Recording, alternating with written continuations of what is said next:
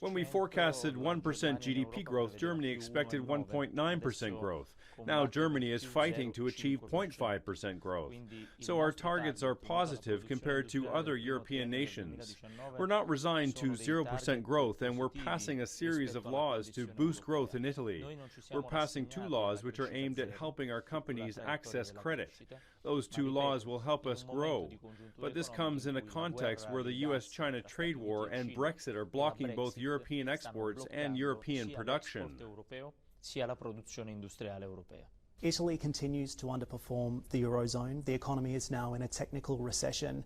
Can we expect to see further downgrades to the growth target from this point on? We don't expect further downgrades because we are going in a different direction. We want to increase Italy's industrial production.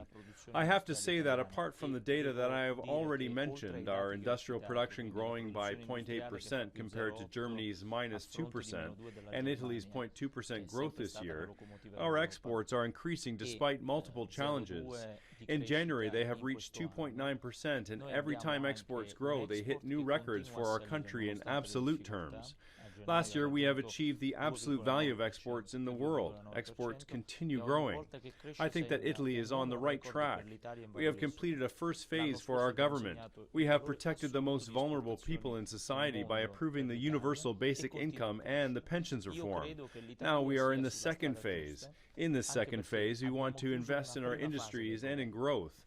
Those 2 things can be achieved by boosting exports and innovation. I'm here to talk about those things with the UAE government.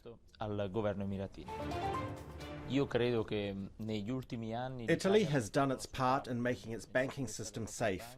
We have proved that we can intervene with state guarantees when it's needed to save our citizens and avoid a credit crunch for our companies. In general, the European banking system needs more guarantees and more protections for savers. Italy, from another point of view, if we add other countries' private and public debts, like in the case of France, Italy is in a more favourable situation. We are a country of savers.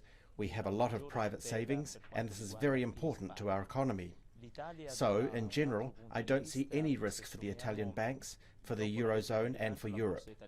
After last year's budget, the FTSE MIB had plummeted, but now our stocks are back on track and they're recovering all the losses and even making some gains. So our stocks are doing well.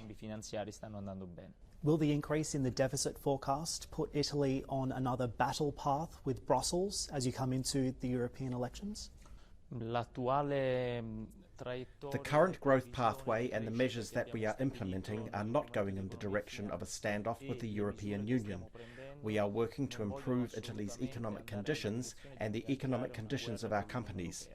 So I am sure that in the negotiating phase with the EU, we won't have any battle, any tension. That's because our industrial production is better than in other countries. Maybe other countries should worry. Finally, the European economy is weak and it can't face the trade war between the US and China. That's because austerity policies have weakened the European economy. We hope that, after the EU elections, the new European Parliament will encourage the Commission and the Council to go beyond austerity policies.